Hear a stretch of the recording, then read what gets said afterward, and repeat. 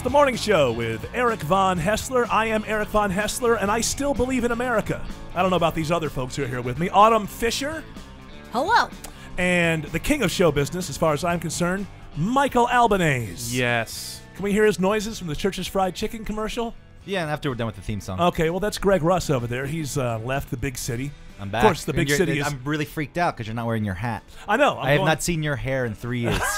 That's going not an hatless exaggeration. today. I'm going hatless Why today. did you put air quotes when you said hair? Because there's not much there. You know, I mean, I wear a hat only Thank you because... for explaining that, Eric. I wear a hat only because I've never been able to accept not only just being bald, you know, losing my hair on top, but the way that I've lost my hair on top. Right. It's, you know how like it's. If a mole gets just totally weird, you know there's a chance there's cancer just because it's not. That's how my baldness is. It's just in this erratic pattern that freaks people out. But you treat your balding hair just like you do a mole. You just ignore it. I right? ignore it, absolutely. Yeah, until it goes away. Until it goes away or it kills me. Hey, I've got moles. I've got quite a few moles. I pick them off. So Ew, you're not do ripping you out your really? hair, right? Well, when I was a kid, I get a high five for Atta that. babe. Apparently. when I was a kid, I just ignore the shit out of them. when I was a kid, I ripped my hair out. You know, I told you this before. Like if you look at my underarms, they're Can we? There's no. there's nothing there. There really isn't. There's no nothing. hair. Why? Because I shave it off. Because I have a hat. It's not even. I don't. It even looks wanna, sexier when he does drag on Saturday nights. I also, my speed times get cut down on swimming laps. Sure. Did you very say well. speed or speed ball? Speed balls, Yes. speed times. It's all the same to me. It's all good times to me.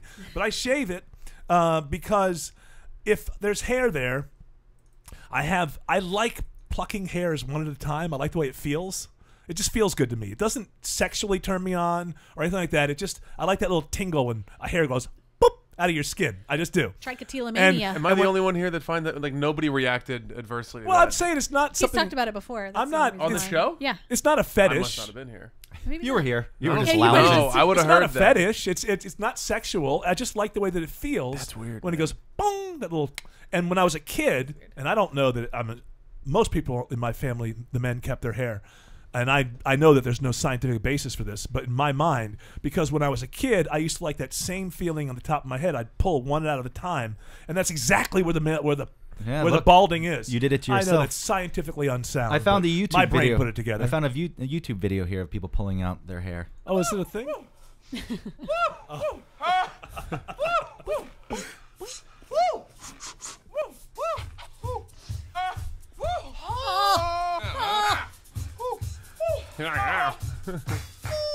Church is Of course, that is That last one. Michael Albanese's new nationally run commercial. All The my Church's- lines.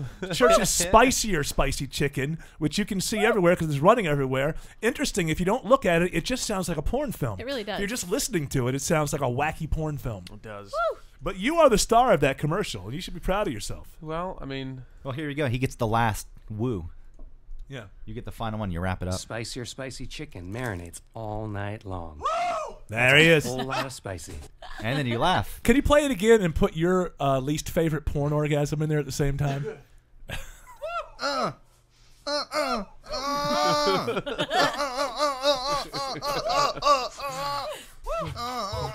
I don't know what's more upsetting about that is the I can't decide what's least attractive is the sound he makes or the face he makes when he does it. There's also a pelvic thrust going on. I have to get into character. Absolutely. It's like your body's debating on what's happening. So are we seeing your real face when that goes on? Is that, I have is no that- clue. I don't want to know what that face looks like. Don't That's, have a that's mirror one, that's one in of the front of you? reasons that some people are into filming it, Yeah. recording it. So they can see their O face? No thanks. Fred The Durst like O-face. that. The O-face. That was the big Fred Durst sex video, right? I don't think he was having his orgasm, but There's he a turned the Fred. camera. Wait, whoa. There's a Fred Durst sex tape on. Yeah. Whoa, Fred Durst is still alive? I imagine this tape Fred happened. Durst? This is old news. I'm just saying he turned the camera around on his face. I was like, that's the point of the Oh, sex he tape. did? Yeah. That guy doesn't have a face that I would like to see the O face on. Ever. It was, You know. it was, it was I don't- POV. He's one of those faces that I just don't ever don't wanna want see to that know face. about. Yeah. Are they still do well? Who are they? Limp Bizkit. Limp Bizkit? They still do they sell out Phillips? Like they came here now to Atlanta. Would they have to go to the Tabernacle or would they sell out Phillips? They would go Tabernacle. They'd go Really? Tab, yeah. Yeah. Nah, they'd go to like Star Bar. You think They're not that- no. Starbar wouldn't have them? Ooh. No, they they're haven't too gone. cool. They haven't gone Star Bar. They're not that. They're not that. Or what they could do is they could go to Lakewood with 2 other bands from the same era and fill the place up or something. Limp like that. Bizkit is currently on tour in Where are they going? In the Netherlands, France, Germany, Belgium, Switzerland, the UK, and China. China. With that band that Bunch of Chinese I'm people. on the outside. I'm looking. Stained. Stained. Yeah. Yeah, Stained. Ugh. Stained, that would be a Stained big- was the biggest thing for a summer in Yeah. the entire world. I was. Uh-huh. Do you remember when they did those concert series in Centennial Olympic Park here in Atlanta? Yeah, that's where I saw Flaming Lips. Well, for they the had first time. Stained one time, and I was a stagehand for that. And they Were they douches? that whole park holds, I believe, 30,000 at its like supermax capacity, and they had over 60,000 people show up. People would jump like there was no control. Right, And okay. and they took everybody that was working backstage had to go up and work the security line because there was so many people being crushed up at the front at the barricade. Oh, right. That my entire job for that entire night was just prying limp bodies from the that were like passed out Right. and dragging them to the medical tent. It was And Stained fucking must have insane. thought this is going to last forever. Oh yeah, there was a moment where, and if I had done it, it'd have been the worst experience in my life. That, I mean, there was. I picked a girl up that I'm pretty sure was dead. Like, Yeah. like cold, limp, non-responsive when I'm. If she wasn't dragging dead, her she out. was as close as you can get. Absolutely. And I was turning around, and I saw them playing, and I'm like, people in the front are screaming for help. Yeah. It was bad. Yeah. And they were. I almost went to try to stop the band. You must stop. Stop playing. This is People not are fun. hurting. This is not fun anymore. We must attend to this crowd. And this was the reason the 60,000 went crazy. It was this song. And that was it. I'm angry at my mother. Did they do it? Wouldn't that be great if they didn't do it? It's been a while since this song was It's been good. a while. Yeah. Was that their only song? They didn't have a Maybe secondary it hit? was who something knows? else. I feel like we would They had a recognize cover, it if we right? heard That it. was, I don't know, it doesn't matter. Here's your bill. Kid Rock headlines Stained and Limp Bizkit. Ooh, Tabernacle. I don't know. This Kid summer. Rock can still fill the big arenas. Yeah. He has no problem. He's a Tabernacle. Well, he's taking one for the team then. He's helping I out. feel like his- Kid Rock is like the female Pink. Like that's what I think they're the same person. Just one of them Yeah, looks but more like a rat. any reasoning behind this? It's Well, Kid Rock they that looks more like they a both rat. started like hardcore one type of music. Like we're just badasses. And Yeah. we don't give a fuck. And now like Pink is doing aerobatics. And she's like singing all these love songs, and now Kid Rock was like this hardcore rapper from Detroit, Yeah. and now he's a country singer. Yeah, yeah. But don't you think? I think with the Kid, And I'm all about put your development picture and away. progression. I think that the but first. to go the polar opposite. I think with seems Kid a bit- Rock, I think the first thing was the aberration. I think he grew up a fan of Southern rock and roll and country music, and but then hit on the right thing to become a star. I mean, he pivoted Ba pretty, with the ba. pretty quickly. I mean, he pivoted within 5 years, didn't he? Yeah, I mean, I would go see Kid. If someone gave me tickets, I would love to go I see saw. Kid Rock. I remember. I did a pay-per-view on the last Woodstock. Remember they did 2 or 3 of those. How come he didn't And, grow and out it of was that? good. It was good. He never grew out of it. Like Lil Bow Wow just became Bow Wow when he Yeah. wasn't Lil no more. He's not Kid Adult- anymore. Why isn't he just Rock? Mr. Adult Rock. rock. Yeah, Mr. Rock. I think it was. him and Dwayne Johnson had a fight over Yeah. Rock. Does There that it keep is. It's already progressing? taken. Then Vince McMahon decided to geriatric own it rock? anyway. Grandpa, It's mine. Grandpa Rock. I own it. That was Jesse Ventura more than anybody. Hey, you know- I'm really good at impressions. You really are. No, as long as you tell us who they are, Yeah. it's dead on. I'm Jesse Ventura. That's not too bad. like that's It's pretty not too good, but it's not too bad. Shut up, Eric. I'm here to tell you that the government was responsible for everything. 9/11. For the attacks of 9/11. There What was about- thermite paint. What about building number 7? That's a good impression. I feel like you're both doing There really were good job. I thermite dealt with paint. I was a Navy SEAL. Did I tell you? Underwater Navy SEAL. Did I tell you? The government's controlling the weather. Explain Alabama and dead swimmers. How does a swimmer die in the water? It's Obama. Harp. I love the Just idea got that angry and turned into a non-impression. Jesse Ventura is so far out there on the conspiracy theories that even Michael Albanese makes fun of him. I love it. And by the way, how topical was that impression? Fantastic, because Jesse Ventura that was happened last just night. in the news. Oh, really? Was he? I don't know. I don't know. What happened last night?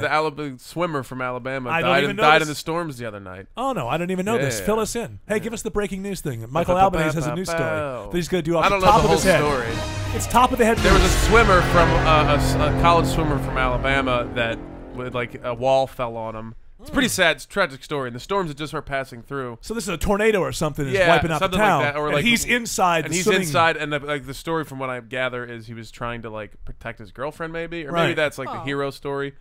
But yeah, he like a wall fell on him and he died. Well, he was that's like horrible. a star swimmer. I've got no jokes for that. That's horrible. No, yeah, it's terrible. That's what I'm saying. I don't feel like I'm making a joke. But Yeah. Ventura That was just here a second ago, and he No, you were making made, fun of. No, you would He thinks expect, it's a conspiracy. you and would he's expect- that How was- does a swimmer die in the water? Yeah. That's what I'm saying. That's what I want to know. That's It's what, gotta be the government. Jesse said. He's That's what back. Jesse. Right. Jesse. I was wrapping it up with that. That's the thing. The wall fell on him. He died. You're trying to keep us out of over. no, because you know what? It's strange to me is that when all that's You know going what? Okay, on, okay. I was worried more about Autumn and what she would say than anybody else. I don't know why that is because Because I made fun of that lady that died in the yes, train tracks. you seem Yeah. to have it in you, which surprises me to go for the person's been dead for 24 hours. Let's make a joke about him, which really surprised me because you're like this. I know you're fat and pregnant now, but normally you're just this kind of cute little hippie girl. I'm just trying to keep things on track. That's why Not I forced that through because yesterday here you spoke about Craig Ferguson for an hour. It's not for an hour. An hour. No, I was speaking. Had I not Collectively, been, had I an not been, hour. had I not been speaking, had my speech not been falling on dead ears, there would have been a conversation back and forth, and it would have been more than just eyes looking at me like, "What's the big deal?" So I had to kind of keep on talking, But it was also funny. It was because I thought my it was, name's on the show, and so it was my point of view I wanted to get across. Can we just go back to the fact that I just realized that Limp Bizkit has 11 albums they put out? How many before they were famous? None. Really? Their first album was their smash hit. They The got more $3 output than bill, Prince. y'all. By the way, can I do a little thing about That was Craig- like a smash. That's the one that Faith, that George Michael's, the cover they did. Cause you go to have fun. I don't even remember that. Yeah, it was pretty good. Yeah. It was good. Well, I love that song. Look, in general, everybody but can I say don't that wanna they hear actually that enjoyed that. Like version. that was like a time. Get out of here. No When that first way. came out, you were like, oh yeah. No, because I And- want to hear the original. He's like, You're "I that got me person? twice What about when? before I give my heart a faith." What about when Alien Ant Farm did Smooth Criminal? You didn't like that either. No. Annie, What? Okay. No. Are you okay? Alien Are you Ant Farm okay? was the tits, man. I Yeah, loved okay, that band. Annie. Luckily, they got in that bus accident. I was working. Oh, Yeah. did anybody die? Else, Yes. else they would have still been touring. Hold They on. still Did somebody- are, what are and you doing? somebody Did died. Did somebody die? Right, Autumn? Am I right, Autumn? Yeah. Hold fuck on. that guy. No. Hold on one second. Their Yeah. tour manager Hey, died, and the shock lead singer jock. ended up in a halo because he like fucked his head up real bad. Greg, you're an asshole. How can you say thankfully? Somebody dies. These are people. They I have made, brothers I, and look, sisters I and mothers made and eye fathers. contact with Autumn before that, and she gave me the look. Go for it. Yeah? And I said it. It's all You Autumn's got fault. it. There's no band out there that I hate so much that I wish death I upon just one of said their That members. was I- I was I- working this downtown concert series, the one that 99X was doing. So if you The want week cash- they were supposed to be there, like Yeah. 3 days before they got in the wreck, and then guess who replaced them? Stayed. Hoobastank. Are they all alive? Well, were they ever? Hoobastank. Well, What is the I'm not asking about Hoobastank their song? career. Hoobastank was Forget. Pull Up the Hoobastank. It's Pull up the hooba Pull up stick. the Hoobastank. Hoobastank. Right up. They had that song. What would you like? The Reason, Crawling in the Dark, Reason. Running Away. No, The the, Reason Reason's was the slow this- one. It's their ballad. Give me the year. What's the Oh. year? Oh, Okay, Crawling in yeah. the Dark. That's the one. What's yeah. the year here? 2000. Early 2002? 2000s? 2? Okay. One Three? maybe. Yeah. I was in high school. Pre or post 9/11? Pre. Post. Pre. Whoa. That was pre. I was in high Post. school, and I was a All right. Yeah. Here we go. Well, no, we got to wait till the next time we go to During. the Library of Congress. during. We'll pull out that big tour book, blow off the dust, and figure it out. Well, they have a year. They just don't have the month. It was early. I just been- want to know the year. No, it was before. It was pre. We're getting to it. This is an ad I can't skip on YouTube. It's you got to How watch did- the full 30 seconds. The reason I'm not is gonna tell you what it is because they don't and need I to. want you to know. That's Well, the- that's that's the reason. not a reason for me. Something You know what? I I have- used What? to Let me hear You're it supposed to be again. the singer on this show. I don't even know this. And the No, you'll know this reason thing. You'll know this is- song. You Why do you worked- talk over her when you she's worked- singing? She has the voice of I an was. angel. She was doing the fuck. She was doing the bed music, I was and doing I was music bed. talking. Oh yeah. Eric won't know this. I never heard this. Junk, junk. I don't know that I remember this. Man, this takes me back a little bit. Fuck you, Dad. I ain't gonna do it like you did. This isn't too bad. It's not too angsty. Fuck you, Dad. Feeding me all those years. Fuck you.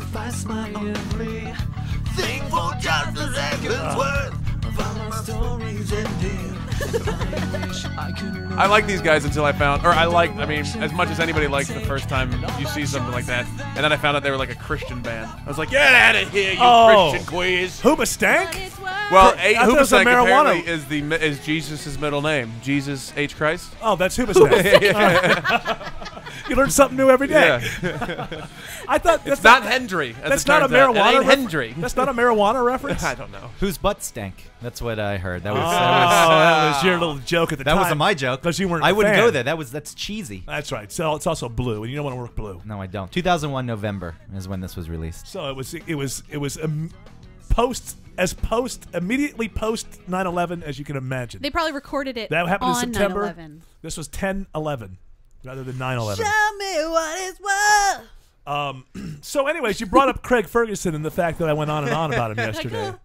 I look it up Urban Dictionary to find what's the definition of hoobastank. Receiving oral from behind while standing. Oh, that's Christian. First girl kneels behind guy and buries her nose in his copper penny.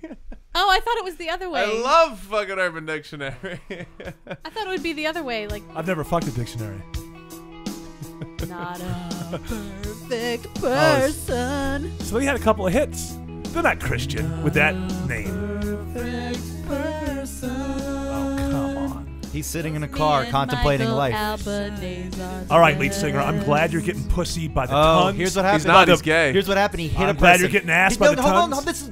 this is serious. This may be based in reality. I don't know, but he's sitting in a car. He's very distraught, and they've just pulled out, and someone's on the sidewalk. He hits someone driving. Yes. Uh-oh. Oh, that's celebratory. What do you want to tell me? Rock and roll. I don't remember this song. Oh, God, this is terrible. Okay, so I hate. See, that's. It sounded so good just now. No, he can I sing. know. He was in a band, you know. Yeah. I pretend. I fake. We've had some of the iTunes reviews are like, stop Mike from singing. I've never sang for real on this show, you cocksucker motherfucker. Sorry, I guess that would be counterpoint. I had to get it out. this is a very tragic. I just wanted to explain a little further. It's a very You're really sucked into this video. it's a very theme. tragic tale. There's a boy. Tragic tale. There's a boy Yeah. across the street. There was a boy. His There girl once was a boy. His girl is on the other side of the street. She's excited to see him. Mm-hmm. And in the driver's defense, which is the lead singer of Hoobastank, she jaywalked. She just kind of ran Okay. out in the middle of the street to go She's at see the least boy. 15% Okay, look, he's off the hook. And he for hit that. her. And then the boyfriend just actually turned and walked away. I don't know if he's so distraught that. I think it's all metaphor. You know don't why? You know the reason. And she's bleeding from the neck. The reason What? Being hit by a was car should you. be bleeding from the neck. I think usually it's internal injuries. You bleed out of your Not mouth. this was a very serious one. I Windshield hate wiper flew off. Sliced Severed her neck open. Severed a jugular. Well, you might as well walk away because once the jugular goes, you're not going to live.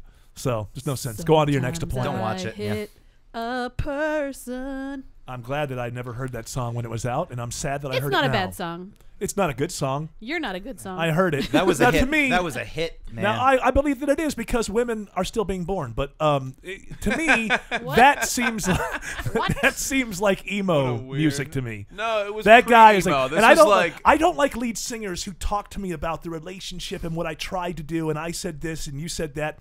Give me David Byrne. Sing about appliances. I'm not interested in the lead singer about his last breakup. I'm just not. I don't like songs or Yeah, but and did I you like- and hold so on. I said and you showed up What with about him. what about Wilco? At least that's what you said. Pretty straightforward. First of all, with Wilco, you've got a songwriter who can do almost anything. but So Wilco's you're talking about people And also who with can, that there are song- good songwriters. He can write about anything. Also, with that song, most of the story I think is told with the music afterwards. After the lyrics are done, this angry guitar that eventually Which calms song down. is you got to hum that for At me? least that's what you said. You just hum it real quick. I know all their songs, but I'll play it. So I mean, you're talking about someone like Jeff Tweedy. He can write any kind of song. When You know, name there are drop. people who are, but in your average groups where you're going to have one or two hits in your entire lifetime, just sing about something in the world. I do not want to hear about how the girl showed up with somebody else after you poured your heart out to her. You are not a man. Shut up. Okay, I'm Kill coming on- yourself. Kill yourself, says Michael Albanese. Shut up. I did not say that. As it Shut up. turns Get a out. pitchfork and light it on fire and kill yourself. Shut up. Fuck you. First track, A Ghost Is Born. Oh yeah, well this was an album I haven't heard in a long time. When I sat down on the bed next to you, Yeah, he really writes them. Oh, this is not masculine or. It's not, but Okay. this is real. This is real. Why isn't somebody else's art real? Because they're not Jeff Tweedy and they don't write as good as he does. Do you think everybody writes as good as this guy? Yes, Most I people do. don't. You know? I do. You do? You've you been just writing one country song you haven't finished. You do 11 years. You just claimed really Hooba good. Stank was emotional, was emo, and this is all, but this is okay. No, because he's going to, first of all, on this one album, you're going to run the range of emotions all over the place, and this is just one of them. I He's think gonna- that the emotions in the song, I think as soon as the lyrics are done, the music that comes in really runs the Right. emotion that you feel after a breakup. There's anger, then it's this. Yeah, it's- bang. Yeah, exactly. So, I mean, I don't think you can throw him in the pile. Jeff Tweedy is not an emo singer. He can write about anything. Most songwriters. And then it gets great because it's Wilco, right? The guitar. What no, about that? No interest because there's no nostalgia here. That's right. Look, these talk right over. You're angry. You're angry. It's over. You're pissed. Oh, no, I never heard this on the radio. I have no interest. It's just really great. I've heard this. What are you? Because I what are you forced it talking down your about? throat in 2007, whenever it came out. What about that Beck album after he broke up with his wife or something? That's amazing. Sea Change. Sea Change is a great album. It's not his best. Oh, love it. And besides, Beck is a weirdo because he's this great creative artist and he's a great songwriter, and he's a fucking Scientologist who lets the church, hook him up with his next girlfriend and his next wife, Yeah. just like Tom Cruise. And I just can't put those two things together. Like, how can you be such a great songwriter and such a great artist and believe in this whole Xenu nonsense? I mean, Yeah, it you're just raised on it. Maybe he's just like a cultural cult. Scientologist. Get rid of your. Stick with cult. But I mean, how can somebody be intelligent and allow their church to pick their Yeah, I girlfriend don't know. and pick their wife? I mean, I can't put the two together. Oh, that'd be so great. Not have to think about it. You can speak Breaking into news. if you want to. You can speak into the mic, even Michael. I At was the end of blowing this my year, nose. I will be stepping down as the host of this show. Thanks, everybody. Hey, no, I'll tell you something. Can I give you an example of before you cut me off here? No, I just want to ask you before we get back into it. Okay. Did I get to break the news? Was I the one who broke the news to you? Yes, you were. A text. I'm sorry for your loss. Oh. He's A link. texted me the link to the story that Craig Ferguson I had brought announced. disappointment to someone's life. You're happy. Mission accomplished. Now, I don't care what anybody thinks here. I will tell you, Craig Ferguson is going to be gone in December. I don't think there's going to be much of a big deal about it. There's going to be more of a big deal about it being Chelsea Handler or whoever is going to take over than the fact that this guy has been unbelievably hilarious night after night after night for a decade. But it's quality, and that just doesn't do much. You know, Jimmy Fallon's got a new lip sync video that fits real nice on your YouTube in 5 minutes. He knows what he's doing. God bless him. Craig Ferguson just happens to be funny in his bones and in his marrow, and it doesn't make 5-minute clips because he's just funny. No, you're not going to clip out, oh, this is great improv for 4 minutes on the show. But I said it yesterday, and you can agree or disagree with me. You can say what you want about Craig Ferguson. You're pointing at me, so I'm the pointing at listening you. audience knows I can agree with you. Well, I want to know if you agree with me. Hands down, the best improv that's ever been on broadcast television. Between players. Really unscripted dialogue and that kind of joking. If you're into that sort of thing, which I guess most of America wasn't. Whose line is it anyway? And that is awful. No, that's not it's so great. bad. But those Years were ago- games. They weren't playing games on Craig Ferguson. They were just going back and forth. Years ago, before I had even seen The Big Bang Theory, and I wish I had never watched it, but the lead actor, I don't know his name, he was Kid on. from Roseanne. No, the main The nerd. other the Skinny tall guy? guy. They're all. Anyway, what is it? Doesn't even matter. He was on. The nerd. Yeah. Oh, they're Yeah. all nerds. That's the only joke that's on that show. Silly. They're nerds. Yeah, they're nerds. He was on as a guest with Ferguson, and he was.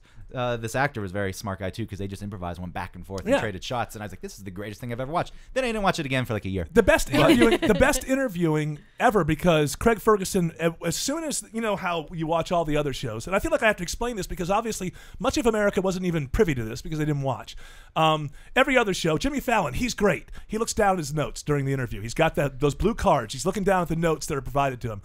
What I loved about Craig Ferguson, every guest, as soon as they sit down, he picks up those notes, he tears them up, and he throws them like confetti. And he has the best interviews because he knows where he wants to go, but it actually becomes a real conversation. The great thing about the Craig Ferguson show for celebrities is you couldn't send your client on there without saying, you have to watch this show first. Because if you walk into this thinking it's going to be like anything else you've ever done, you're going to be weirded out and you're not going to know what to do. You need to watch like 2 episodes of this before you enter into this arena. How do you make it that far in a business to where, or in show business, to where you are being asked to be on a late night television program that is on network television and not know how to handle a strange question that comes your way? What have you missed in your PR training? Right. Or how did you get to that position But I don't where mean you're that- on the I don't- show and he says something a little off the wall that's Right. still safe for television? And you're I like, think no. What I meant wasn't necessarily his No, I questions. know what you're What I saying. meant was if you show up and there's a robot and a dancing horse Right. and you have no idea what the hell's going on. The telling guy's sidekick was a skeleton robot. I said it yesterday. Watch the Eric Andre show, and it'll change your mind completely. Well, that's fine, but I'm going to celebrate my Craig Ferguson Well, I'm gonna first. tell Maybe you- perhaps I will go over to Eric Andre. For a moment here, I would just like to show you what real comedy is. This is Jimmy Fallon. First things first, I'm the realest. This is a visual gag. I know Gregory. it is. That's the point. 'Cause I it bet makes it's it seem 5 minutes worse. long and fits perfectly in It's viral 7 video and a form. half minutes. Oh, wow, they're busting out. That's the thing. He's got it. He'll keep you for hold 7 and a on half a second. minutes. Yeah. Eric, 7 and a half. yesterday Can you keep someone for 7 and a half He's minutes? repeating Wait. himself on him. I think Jimmy Fallon is funny. I think that he does a good job, but he's repeating himself. Bad bitch like this. Drop it low and pick it up. Just Say what you have to say. Yesterday, you pulled up clips of Craig Ferguson on YouTube, so you can't make the. No, you they were can't- they were guys pointing a thing at their. No, sir. No, they were Craig no. Ferguson is all over YouTube. He's got his Yes, own so YouTube you can't channel. make the argument and say that That's how it this works is these bad days. I think you because guys it's are right. Craig clippable on Ferguson YouTube. obviously gets all the same respect and support that Jimmy Fallon does in this country. I was completely wrong. he's a wild. I'm saying the guy never. I ought to celebrate. Maybe the guy didn't have the proper team in place to make sure that he Right. had 5-minute clippable shows. And Well, a maybe- PR team to make sure Wait, his so YouTube you're doing a channel was show up now? to You're date. doing a whole show now You to don't think make this- clips? Yeah. That's Yes. what a No. shitty show. Thank you. I'm doing Thank this you. show Jimmy as Fallon's a show is- secondary reason so we can do clips and deliver them Thank on the you. internet. Thank you. Thank No, you. that's what goes bullshit. on. That's what goes on in the Jimmy Fallon meetings. When they write, they have an eye for the broadcast and what is going to be clippable for YouTube. No way. And that's no way. No way. Or what? You know, what this just happens by I mistake. forgot. They I gotta- fell asleep. I'm pretty sure it was for a while. What year is it? I'm confused. What year is it? 2014. Is it 14? Oh, it's that year we all suspend opinions because that's the way it No, is. you actually slept for Oh, a while. it's- You actually slept for a while. It's actually 2053, and Jimmy Fallon's still doing lip syncing battles. Yes, right. Still got him on. Man, You guys don't. I think, can't how believe long Jimmy Fallon has people that want to make his show as successful How and as long- seen as possible. That's fine. Ah! That's The fine. humanity. That's fine. But you totally disagree with me that he's repeating himself already on the Tonight Show. But hold on, can he? They're called bits. Yeah, and people. They're the same. How many bits. times did Johnny Carson put the envelope to his head and do the predictions? That was a regular bit. That Yes, he it did. was. Yeah. Yes, oh, it I can't was. believe he repeated himself. Except Yeah. that we didn't have YouTube. We saw it once. It was gone. Yeah, but and now maybe we do, and then guess it would what? repeat. Then it would They're repeat like everywhere. 8 months later. So on YouTube, this lip sync battle I'm only going to watch it once. I'm not going to go back and watch it again and again. Well, next week you'll have another one you can. Hey. Well, watch. that's fine. And just like They Johnny know that Carson, already. No, but listen, just like Johnny Carson, I don't see what the problem is with doing something a bit that's popular. I think. Look, I don't want to come off as anti Jimmy Fallon. I'm not. you are so I anti-Jimmy think he's Fallon. really, really good at doing something that other people invented. I think Craig Ferguson invented something different, and I'm more impressed with that. I'm Okay. more impressed with the way that he did stuff. And this is going to be my example. And I don't want you to talk over this. I want talk because over I'm it. Blah, going, blah, blah I'm- words. I'm going to celebrate Craig Ferguson. This is exactly what I like about him. This is because I DVR the show. So actually, yesterday I watched the show from Monday where he said that he was going to retire or leave the show. Hold on, I have that clip. Let me play it for you. Yeah. It's a dance-off Oh, that with was- a Oh, he celebrity. did it as a dance-off yeah. with Jimmy Fallon. Yeah, that's what. Interesting. So this is what I find funny. I don't think you find it. I mean, you got to turn it up because Haters hold gonna on. hate on him. Haters gonna hate y'all. I'm not hating on Fallon. I'm trying to praise someone that I think that is No, not and- given enough praise in this country. He's going to be gone in December. That show's going to be gone forever. And my feeling is that except for a rabid bunch of people who were very loyal to that show, America will forget 48 hours later. I'm not downing Jimmy Fallon. I may be being critical. You are I'm just downing saying. Jimmy I'm just saying, America. This happened. You missed it, and it's never coming back again. And it was the best. There's just no doubt. If America chooses Seth Meyers over Craig Ferguson, Eric wonders if he needs to become a plumber. That's all I'm saying. I worry about the country. How could you choose to watch Seth Meyers over Craig Ferguson? So I just I'm don't with get you it. on that because I don't really care about Seth Meyers. And I'm not against Craig Ferguson either, but it's the way that you argue against Jimmy Fallon that makes me want to argue with you for some reason. Because I'm getting right at what you love. That's why. I mean, you love what Jimmy Fallon does. You love going to the clips, and what did he do? And he's always so funny. I don't go to the. They just show up, and it's like, well, watch that. That was good. The end. He's sweet. And he is sweet. He is. That's the appeal for people like Autumn. He's sweet. So he giggles a lot. I love that. After he announced his, Sorry, after he announced that he was typical. leaving the show in December. So then he go to commercial, come back for the desk part. Which, by the way, Craig Ferguson does the best desk pieces of anybody who's ever done this, without a doubt. So people start. You'll see how it goes. I don't care if people like this or not. I just want to play it. This is what I loved about Craig Ferguson. This is from Davis in Wilmington in North Carolina. You ever been there? Oh, yeah, the NC, man. Good town. You went there. We were there. We were there together, you and I. We were there. Wilmington? Yeah, you and I, together. No, we weren't. Sure, we were You must be thinking of some other late-night talk show host that you were in. Oh, that was Jay. I was with Jay. Jay and I went through. Yeah. What the hell? You know, I should phone him. Maybe he'll phone you. Maybe. Oh. Hello? Hey, dude, it's Jay Leno. How you doing there? It's good, yeah. That's great. Yeah, listen, congratulations on December. You know, great. It's good. It's gonna be great. That's good. That's nice. That's nice. What Now Craig's talking to him. You're not going to get them to laugh. This is really care. I'm better than that. See, we actually. Hey, what do you do after you quit doing talk shows? All right, well, I'll maybe ask some other talk show hosts. Hey, I'll see you in January. What the hell is going on over there?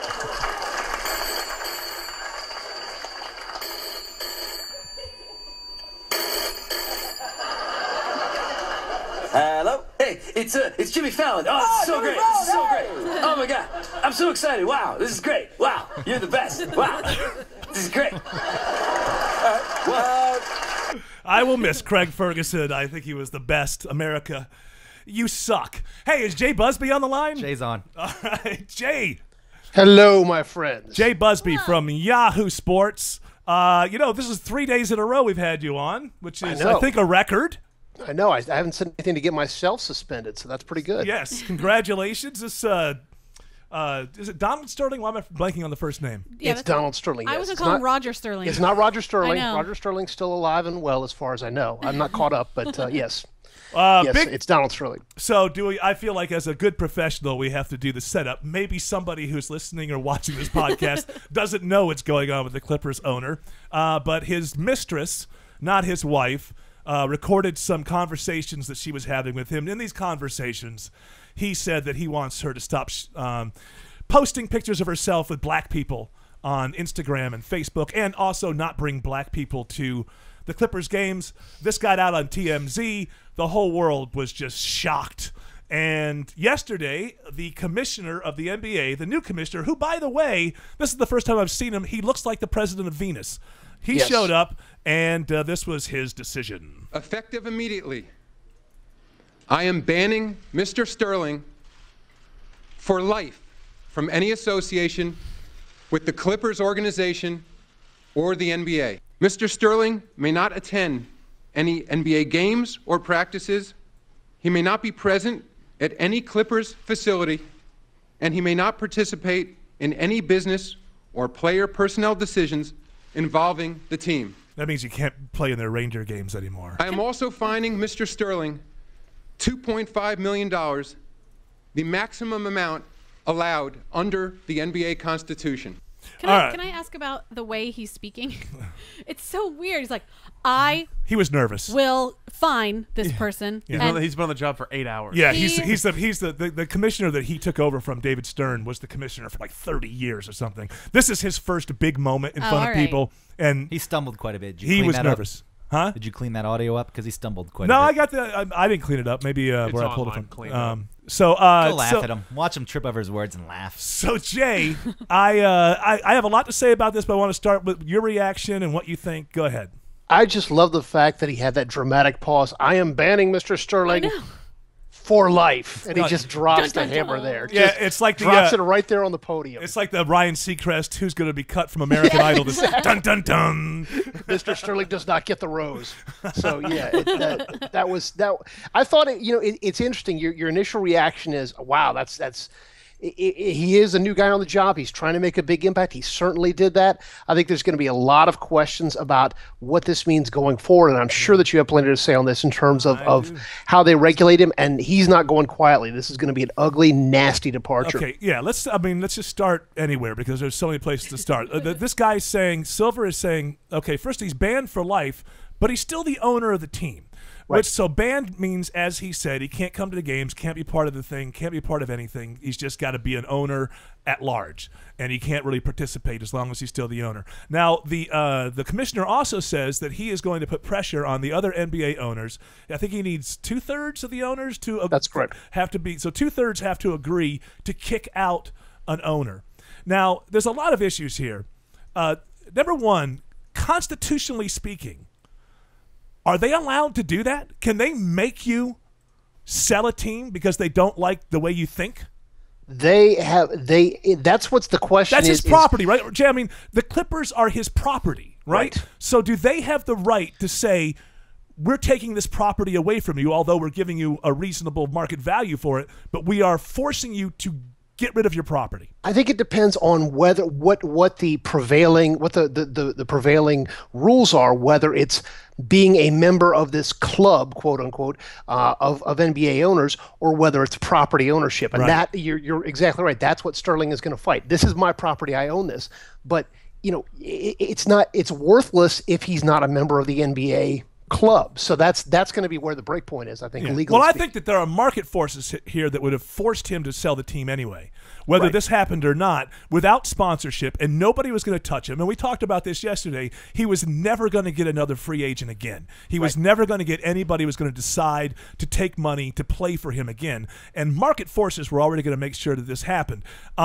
This is what I'm wondering about. And also another issue here, everybody is so upset about the NSA and what they do, and nobody likes the idea that our emails are being watched or whatever, but because the country feels we found an evil person, then the means justify the ends here. This is a guy, by the way, sounds like he might be a little inebriated on the tape. I don't know if that's true or not, but this guy was set up by this woman. My understanding is, how long are these tapes? I heard somebody say that there's just hours and hours and hours of this stuff.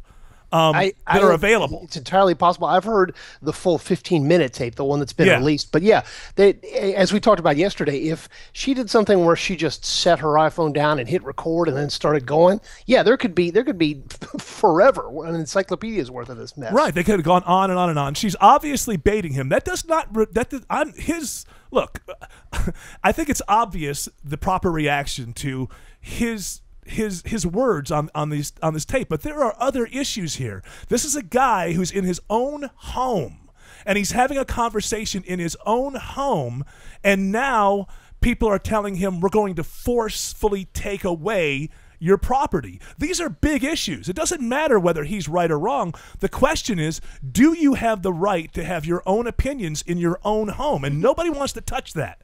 No matter what those and you're exactly are. right. This is the slippery slope here with this aspect of it, which is, okay, we can all agree that Donald Sterling's views are just reprehensible. They're from a bygone era. But what about views that are just not quite as far in the past? What about certain views, certain usages of words, certain approaches to other marginalized groups? That's where it's going to get tricky, and that's where it's going to get sticky. I'm stealing from somebody else here because yesterday on TV, on all the talking heads I was watching, somebody brought this up. What if there were tapings of basketball players from the league sitting around talking about the fact that they have to deal with gay players coming into the league? Do you think everybody would get a clean bill of health on that? If we were just taping all of these players and their conversations about the changes that are going on in society and the changes that are coming to the league, I'm supposed to believe that everybody who wears a basketball uniform who got crazy about this story, they get a clean bill of health if we are surreptitiously taping them on the topic of accepting gay players in the NBA. Well, there's a couple aspects of it, and I'll answer that first by saying we've already seen this in the NFL. Remember what happened with Riley Cooper last year? Yes. Where he was at a Kenny Chesney concert, and he says, he screams out, "I'll fight every N-word here," and boom. They suspended him for a few games. Michael Vick was instrumental in bringing him back into the fold. And he had a great season. He went on to have a great season. Yeah, exactly. But I think that the issue with Sterling, and this is where it gets tricky. Sterling has nothing good to look back on. It's not like this is a guy who was beloved in the community. It's not like this is a guy with a history of selfless charity. He has been just a sleazebag from the start. So it makes it that much easier. If you've got someone who maybe doesn't have that record, if you've got somebody if this is the quote unquote first offense, maybe it's a little easier. But I get exactly what you're saying. Where's the break point there? At what point do we say, all right, this is enough to get you kicked out? This is enough for a slap on the wrist. I mean, we're going into, you talked about slippery slope. A few weeks ago, kind of unrelated story, but is kind of the same. This guy who was the CEO of Mozilla, that puts out Firefox, he becomes CEO, and then they find out that something like 8 years ago, he made $1,000 checkout against gay marriage during that proposition fight that was going on in California. We don't even know what this guy thinks now, 8 years later or 6 years later, whatever it is, however many years later. And the pressure was built up by gay rights groups that said, this guy should not be a CEO, he should not have a paycheck, and he ended up either stepping down or being fired, or kind of a mutual agreement between them. And the gay rights groups jumped up and down like, yeah, we chopped off a head, we got somebody. So how long is it going to be before you lose an NBA team because we find out that you're supporting political causes that are not popular?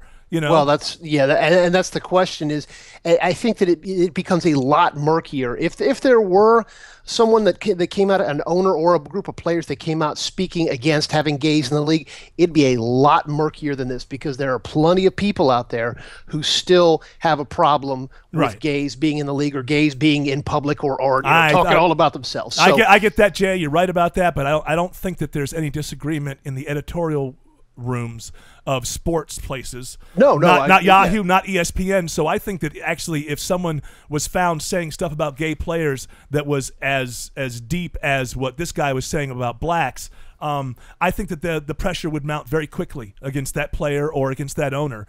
Simply because you're right, in the country, people are still debating this, but in the editorial rooms, the debate is over. No, I agree with you on that completely, and I've seen this firsthand. I mean, every time I write, I have no problem with this. If you could play football, if you could help my friggin' fantasy team, I want you in that. I don't care which way you swing. But every time I write a story about this, I get email from people constantly. Why is this still an issue? Who cares? Why do they have to? I'm heterosexual. Can you write an article about me?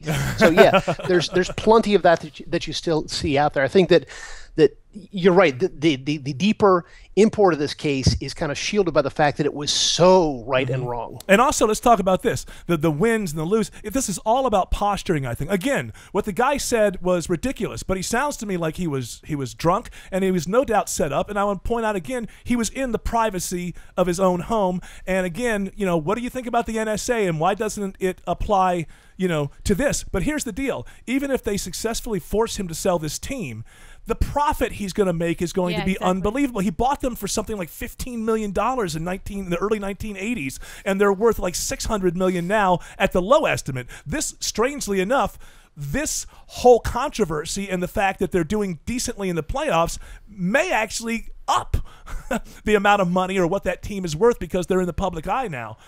So he's going to make. So your punishment is you're going to make $500 million. Oh, I think he's going to make a lot more at the minimum. I hate rich people, man. Yeah. I want class warfare right now. This is ridiculous. Damn it. Well, what's going to happen though? Because didn't the commissioner say that they're going to allow all the players out of the contracts? Did he say that? Jay, no, he didn't say that. But there was a move. One of the most interesting things that came out was there was a move afoot last night that if the commissioner had not absolutely dropped the hammer, then the Warriors, the other team, was going to walk off the court right after tip. They were going to go through their entire pregame routines. As soon as the ball went up, they weren't even going to jump, but they were going to turn around and walk off the court. Oh, sign that's of just protest. all posturing. Do you even need to show a sign of protest? Nobody's on Donald Sterling's side. Go ahead, Greg. Well, I was going to say, if this weren't the playoffs and let's say it was the regular season, do you think that the punishment would have been as harsh And I have a feeling teams wouldn't have played if it weren't the playoffs. I think you're absolutely right. I think that there's a lot more at stake now, but in a way, this was timed for maximum visibility because half the teams are out of the playoffs, and the other half, you've got the entire country watching on a given night. Whenever the Clippers are playing, they are the only team. They and their opponents are the only ones playing, so the entire country is watching. And it also has. I'm not hearing people in my ears for some reason. Hello? Microphones don't seem as high as they should be. Go ahead. You don't.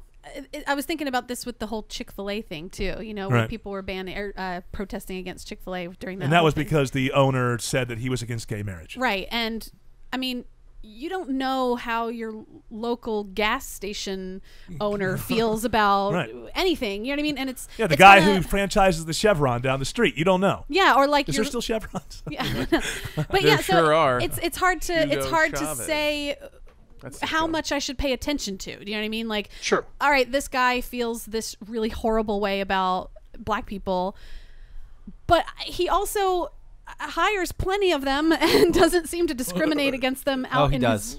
Well, apparently, that building. I know that building thing where he owned that property and he was like discriminating. Well, he against settled them on that, and come on. None of us have read that case. None of us has gone deep into that case. He settled that case. Maybe he was 100% wrong. But just because you settle, doesn't mean that you're. Sometimes you settle for other reasons. There are plenty of settlements. Yes. Have I looked into deeply into any of these cases? No, I haven't. He's been honored by the NAACP twice. Okay, that's fine. But there's a paper trail here of plenty of settlements, more than one settlement. Like there's a history here. Right. I don't know the details. Sure, if you look into it, maybe there's things that make you think, okay, maybe he's not so bad, but I have a feeling he's a scumbag. I have this gut. I'm not saying that. I'm not saying whether he's good or bad.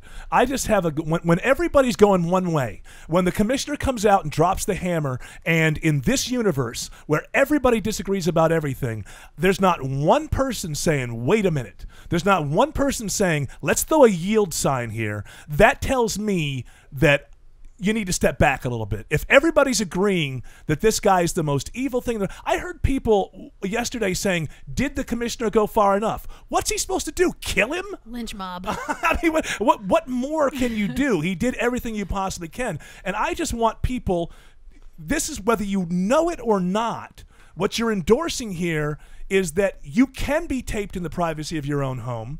You can be baited in the privacy of your own home. And then when that goes public, you're on the hook and you're liable for everything you said in the privacy of your own home. And I just want the people of America who are applauding themselves and the country this morning to come to terms with that and say, yeah, that's okay. This is because if it's not just Donald Sterling, that means this can happen to all of us.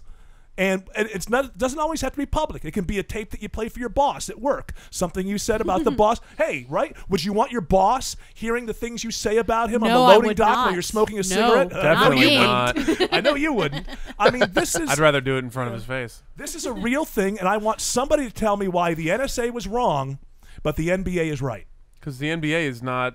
The government is trying to protect us from nuclear bombs going off. It seems to me that you've got a lot more of a reason to do the things that the NSA are doing than the innocuous, this is not affecting America. If you never knew what this guy said in his own home, the world would be exactly the same today as it was 2 weeks ago. But yeah, but their ratings wouldn't be as high. Well, maybe, but that's got nothing to do with this. They're not doing it for ratings. Nobody's doing it for ratings. Knock off your conspiracy shit. They're doing it because it was thrown at them by TMZ. No, I do feel like that well, first of all, TMZ, I feel like there's always something behind these type of things where it's like they got the tapes, the NBA knew the tapes existed, and then the conversation was had like, well, it's playoff time. Let's get this out there. No, that did not happen. How does playoff? I don't think they knew that tapes existed. I think because more people watched the NBA last night than ever in the history of the NBA. Well, that's right because of what happened. But that's not proof that it was planned. I didn't say it was planned, but I definitely think that it was strategized. You think TMZ worked with the NBA? Strategized. Hold on, because there's a fact or a not a fact here. You think somebody from TMZ, either Harvey Levin or someone like that, called the NBA, told them what they had, and then they went into what's the best time for ratings to release this? Well, look, there were already T-shirts in support of it in the arena last night during the game. It's broke last week. I don't know. You know how long it takes to make a T-shirt? I mean, 6.5 hours. So, I don't. Outside of Michael's conspiracy theories, I think that these are real issues that people need to ask themselves, because of the fact that we really feel we exposed an evil human being. Because in this world, murder is second to racism. So we've exposed somebody who is the worst kind of criminal that we know. Because you can explain murder sometimes, passion, things like that. You can never explain racism. So therefore, it's worse. Unless they're really old. And this guy's really all right, old. I'm sorry. Let me say that. Unless he's your granddad. And by the way, he is somebody's granddad. He's not my granddad. By the way, that's what I'm saying. By the way, here's another thing that will never be discussed here. And I brought it up a little bit yesterday. He's talking about the culture when he on these tapes. You don't understand. Autumn, you had a great sort of analogy. Like he was treating her as if she didn't have her shoes on and there was glass on the floor. Yeah, he was He's trying to say, look, I'm older than you, and I know what the culture is going to think if they see you with black people on Instagram. Well, of course, she's connected with the culture that's real. He's in a different culture. And his culture is, I'm sorry to say, is anybody going to talk about, old rich Jews quite often have a problem with black people. This is something that I've experienced in my life, not because I'm Jewish or black, but just because I've known people, and that's never going to be explored. Or rich. That's never That's never going to be explored. But I can tell you for a fact, it doesn't cover everybody. There's always great people in every kind of strata of society. But there's a thing. Ask younger Jews who are trying to convince their parents and grandparents to vote for Obama what those conversations were like. Old rich Jews and black people have had a problem with each other for a good long time. Now, this is not a sociology thing, and Jay Busby works for a reputable outfit. I'm not going to make him speak to that, but I'm just saying that this is selective as to what we're going to address here. Let me even bring it to a little more concrete, because yes, the idea of taping NSA versus NBA is a scary thing, but even in a much more direct fashion, we're at the point now, and this was one thing that I had to be careful of. When you tweet out something, if it gets misinterpreted, if you say something publicly, we say something on this program here, it gets misinterpreted and it gets the mob whipped into a frenzy. That is tough to contain. One of my very good friends, who's a writer, made a joke on Twitter before the World Series. It wasn't the best joke in the world, but it sent people off the deep end, and he had to make a formal apology for a little offhanded joke that offended some people. And that's what the scary thing is. Well, if you look at the news now, and this is wider than Donald Sterling or whatever, you cannot, and some of this is because we have the 24-hour networks and the 24 cycle is constant and you have to fill it with something. Definitely. But I would say 30% of news right now is, did you hear what so-and-so said? And wasn't that wrong? And should they lose their job, or should they be whatever? Right. I mean, it's every day somebody says something and some group doesn't like it. And if that group's got the ear of some anchor somewhere and their news releases are actually read by the local news affiliates, then this story takes on legs because 15 people in a group didn't like it. Gilbert Gottfried lost his job as the voice of the quack of the Aflac duck because a comedian made a joke. Yeah, that was stupid. And he didn't stand a chance. Now, maybe it was too soon or whatever, but that's, what the proper response to that is? Hey, Gilbert, too soon. Move on. What was it, Charles Barkley and the Weight Watchers thing? That was amazing to me. I sort of remember that. It rings a bell. I want to say it's Charles Barkley. It was Charles Barkley. Am I right, Busby? That is, and I'm trying to remember. You're right. So what happened? What did he say? I'm trying to remember exactly what he said. They were talking about Weight Watchers or something because he was the spokesperson for a minute there. Yeah. And then the cameras go off, but his mic was still on, and it went out over the air that somebody said, "Are you really doing this Weight Watchers thing?" And he said, "Man, this is the biggest scam I've ever been a part of." But then he came out and said, and Weight Watchers stood behind him. He goes, "No, it is a scam." And I was absolutely mad because they were like, "Oh my God, they're trying. They smell blood." Right. And he goes, "No, it absolutely is a scam." And they're like, "What?" And he goes, "No, they're paying me to lose weight, and it's working. Right. Tell me that's not a scam." Yeah, but that was a little bit of artful dodge. It was beautiful. Point is that Weight Watch. You start apologizing for shit like that, right? And then you lose. You lose if you apologize. No, absolutely. I've been there in my own thing with dealing with activists and stuff like that. The worst thing, when you apologize to an activist, it's like one of those games where you get the gem and you get extra powers. They don't go, "Oh, thank you for the apology." They just see that as, okay, I'm stronger, you're weaker. Now what can I get? It's a political game. It's not about an apology. If I offend Autumn, which I often do, and then I apologize to her after a show, that's an apology, right? You accept it. You go, oh, okay, all right, that's an apology, right? Not you don't apologize to an activist. There's never been an activist born who deserves an apology because there's never been an activist born that will accept an apology. Apologies don't mean anything if the other side doesn't accept it. Remember the Don Imus thing? You have to apologize. He apologized. Sorry, I said we don't that. accept your apology. Well, what the fuck was the use of the apology? The apology is something that is supposed to be kind of like two ways. I apologize, and you accept or tell me why you don't accept. And why contextually is it okay for every friggin' news organization to go, Don Imus said nappy-headed hose. Right. But yeah. it's not okay for him Yeah. to say it jokingly when they're saying it seriously. Well, not to redo that whole case again, but my guess is that at 7 o'clock in the morning the next day after their big game, nobody on that Rutgers team actually heard Don Imus say those things. It was CNN who played it over and over and over again. So no Rutgers team member was actually offended by the broadcast because they weren't listening. So we're getting far afield here, but this is the direction we're going in. You know, it's feel good, America, about the fact that you got your bad guy. But these rules don't go away. And now you better watch what you say. You better watch what you say. And think of this. Think of what I'm telling you, and this is a reality now in America. You better watch what you say in the privacy of your own home. You better be on the right page with the right movements that are ascending in politics, and not be on the page of things that are descending in politics, or you're going to be in a lot of trouble. So applaud yourselves for being enlightened. Applaud yourselves for getting the bad guy, but know that you're now living in that country. You're living in that country where you do not have the right to privacy in your own home, and the NSA had nothing to do with it. You did it to yourselves. So enjoy. Keep applauding yourself. There's Harvey Levine. Harvey Levin. Is it Levin or Levin? Whatever his name is. Hey, no, I mean TMZ. They did what news outlets are supposed to do. But what about the girl? Okay, whatever her name is. Has she done anything illegal here? Well, all I know is that I've got a black van parked outside my office right now that's looking at me, and I'm a little bit nervous about this, Eric. No, in terms watch your of, mouth. Yeah, exactly. I gotta be. It's just your missing luggage from your last trip. Don't worry. Exactly. Yeah, American Airlines doesn't want to be identified as the shittiest airline ever. It's innocuous. Exactly.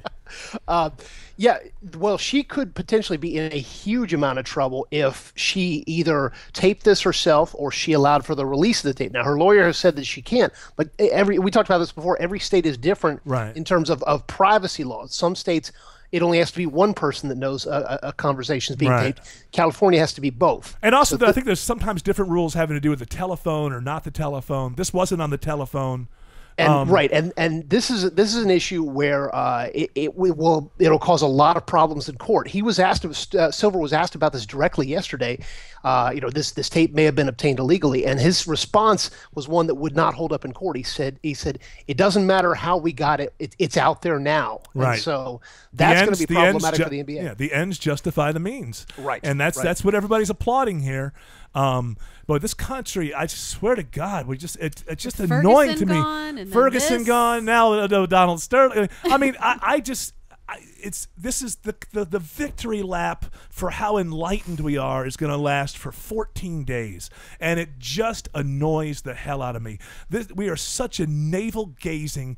Meanwhile, we've got the Russians joking. You see this? I'll put these things together, even though they don't go together, because this is the way that I see the world. We got the president puts sanctions on the Russians because of Ukraine, and we get top officials from Russia saying, well, maybe the Americans ought to use a trampoline to get to the International Space Station. That's what's happening in this country. We don't have a space program anymore, but we're getting the bad guys. We're enlightened. We're looking at we're gazing at our navel, and we're making ourselves better and better and better. And who cares if we're weak in the world? We're becoming better people.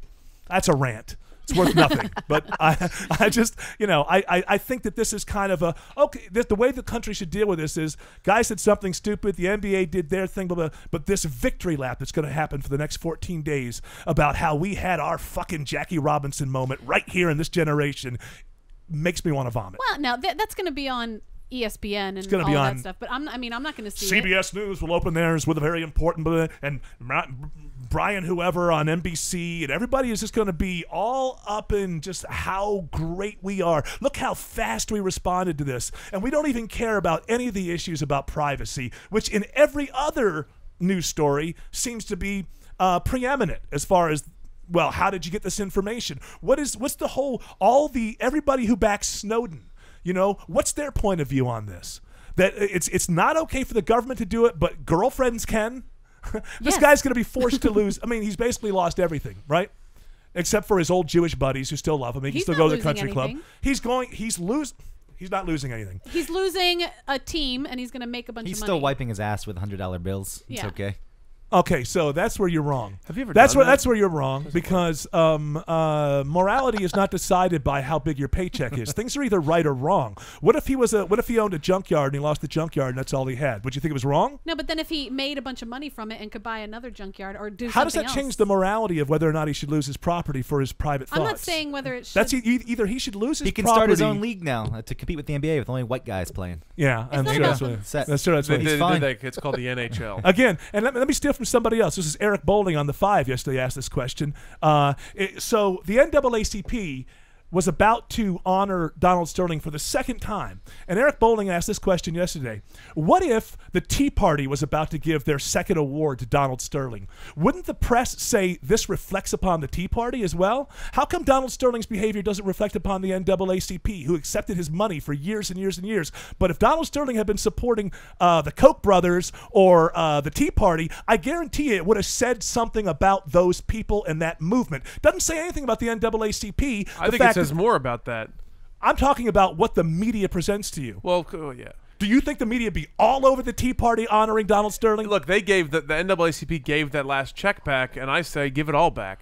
You really think it's bad? Give them all that dirty money back. They can't afford it. They live off that stuff. Matter of fact, they open the door for we're Christians. We can forgive them. We can work with them in the future. Which, by the way, is not a bad position to have. But underneath it, my cynical mind says we still want his money. We'll forgive as long as you pay. But I mean, do you see what I'm saying? If the Tea Party was honoring this guy, the national press would say this says something about that movement. Whereas whereas the NAACP honoring him, oh, they just made a mistake.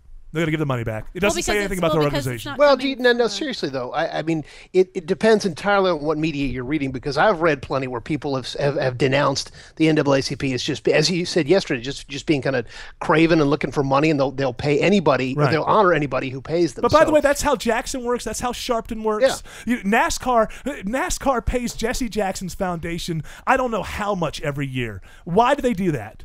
Why do they do that? They create these stupid programs, and NASCAR gives money to Jesse Jackson. NASCAR does not have a black driver. They've had maybe 2 in their entire history, and they very few blacks in the sport. They're changing that now from the inside, and you see a few more crew members and stuff like that, and people back at the shop. But by and large, it's about the whitest sport in America. It's the whitest sport in America, and they pay Jesse Jackson's foundation every single year. Now, why do they do that? Because they're really, really into these programs?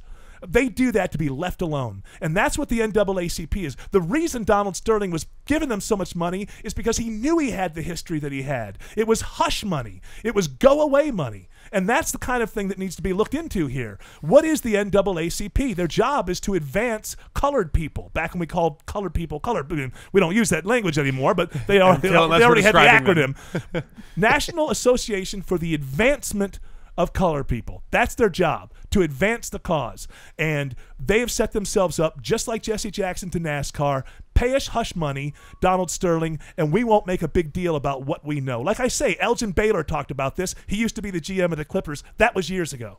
You're looking at this completely backwards then. Why don't we just set up our own foundation, start our own shakedown, figure out what we can do to find ourselves protesting, white guys under assault, figure out a cool acronym, and start shaking people down. Yeah, how about just any organization that shakes people down? We would come up with a good name, though. Yeah. Red Cross. No. What do you think? Susan G. Komen? That one's taken too? Yeah. You just don't trust any institution. I trust, there's a few that I trust, but they're not. I like goodwill. I like the Goodwill because they are under no misnomer that they are a not-for-profit organization, and they actually pass savings on to the user. The end user actually benefits from Goodwill. The CEO makes a shit ton of money, and good for him because he figured out a formula. And he doesn't need to shake down NASCAR to do it. Salvation Army charges almost brand new retail prices. Don't budge on it. And they still make a shit ton of money. You're just anti-Christian. No, I know you. Absolutely not. Is it a Christian organization? Salvation Army? Yeah. What's the first word? The. Touche. Yeah, thank you. Yes, it is. I don't know which. I didn't know. I don't know which branch of Christianity. I just thought it was. They're an army out just saving souls. Brand. No, it has nothing to do with that. It has to do with the fact that I went into a Salvation Army once and I wanted to buy something, and I said the table was like $100. It was like a shit table. I go, $100, and the guy looked at me. He goes, "These prices aren't for you; they're for us." And I was like, "Oh, good. Well, then you can just not have my money. How about that?" Wow. I'd have given you 80. But I mean, you are and from her, what she was trying to tell you is we are raising money for the church, and that's why we have the higher prices. So you're getting the thing you want, and you're also supporting the church. That's the idea. Because I like I don't know. I appreciate Goodwill, what they do. I like Goodwill too. Don't get me wrong. I'm a big fan of Goodwill. Hey, very quickly, there's a couple of names out there of people who might buy the Clippers. I've heard that Magic Johnson. By the way, nobody talks about the fact that it's this guy was so strange on this tape. He actually says that he admires Magic Johnson, and there's a lot to admire.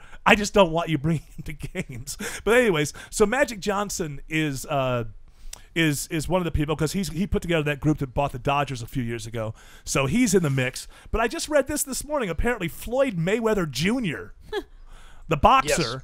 What is he, welterweight? Money, yes. He's got a lot of money, but he, more importantly, knows a lot of people who have a lot of money. And so he started spouting off yesterday somewhere that he's looking at putting together a group to buy the Clippers.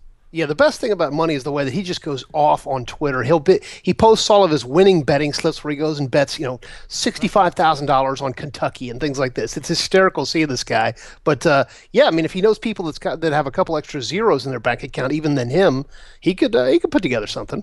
Oh yeah, absolutely. I mean, there's another name in the mix that it was ridiculous to me. I can't find Lady it. Gaga? No, it was something like that. The story, it's too deeply buried in the CNN story that I read earlier. I'm looking to put together. Can everybody kick in? But literally, there's somebody who is just oh God, I wish I could pull this out, but I can't.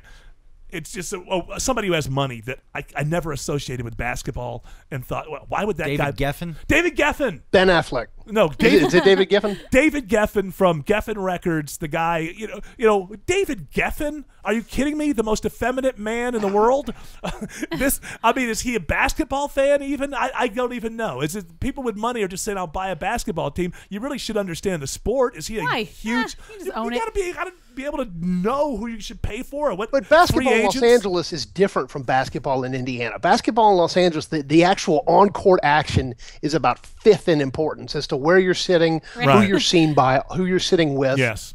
That's all part of it. What row you're in the, Yeah, exactly. Yeah. I mean, I feel like maybe I don't know. Maybe David Geffen is like a guy like Mark Cuban who came out of the tech industry, but he was always a huge basketball fan. He was always playing basketball. He was always a part of that. So when he got the money, he had his dream. I can buy a basketball team. That's the dream he had for a long time. He didn't just do it because he had money, if that makes any sense. Mm-hmm. He was a scholar of the game. He played the game. He was short and white and didn't go anywhere, but he played the game and understood the game, and that's why he's, a pretty good owner. By the way, Mark Cuban, the only one I've seen, I think he's walked it back, but the only one I've seen of the basketball owners that said, we're on a slippery slope here. This guy was in his own home, but then the next day he kind of pulled back a little bit because he was. Well, he was way off it initially.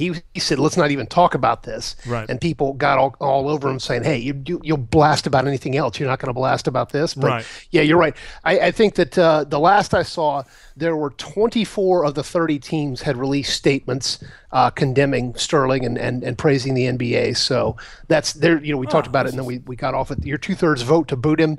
It seems like they've got it. This is it's easy. It's easy to be on the right side on this. You know, my question is, you know, what next? Do we drag him? I mean, is this enough? Do we drag him out of his home? Do we throw a sign around him that says racist and march him into the middle of town? We should bring and out hang him? the stocks. It wouldn't be hard. He's a little guy. He's a little guy, and he wears makeup.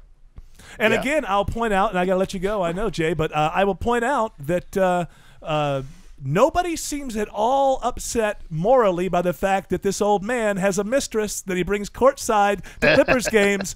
This morally, no problem whatsoever. It's just we don't like what he thinks about a certain group of people. That's horrible, but if you want to throw it in your wife's face and bring your 35-year-old mistress courtside to the Clippers, hey, no problem. No one has a jot of moral trouble with that. Amazing. Well, this is where we have, again, the difference between what we read in the media and what I don't want to say real people because that sounds too Fox News-ish, but people who are not out there think, because I wrote that story a couple of days ago kind of outlining her background and what her involvement was, and I got barraged with emails from people all calling her. The nicest thing they said was she was a gold-digging hoe, and that was the nicest, and it went way downhill way fast from there. And also, how do we get it? What is the, and I'll let you go, I promise I'm going, but I have so many questions about this. I'm so interested in this. How, she's claiming that she did not sell the tape to TMZ. How in the world could they have gotten it? She clearly did the recording.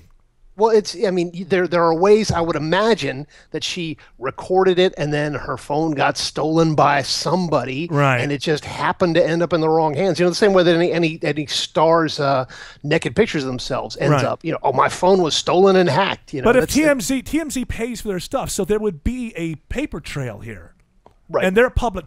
I mean, they're not public on Wall Street, but I mean, they're a company, so they can't just hide their payments, can they? Well, they can. I mean, that's where you get into the whole protecting sources and things like that. That starts to be more of an issue. But yeah, if it's a criminal issue, then all of a sudden TMZ is going to get subpoenaed, and they're going to be dragged into this. I don't think you can take the guy's team away from him without him. You know, you have the right to know who your accusers are and who the people are that brought this upon you, I would think. Greg, what do you have to say? I was going to say, if the stolen phone defense comes up, look, when you steal a phone, you look for naked photos. You don't listen to at least 15-minute phone conversation with people.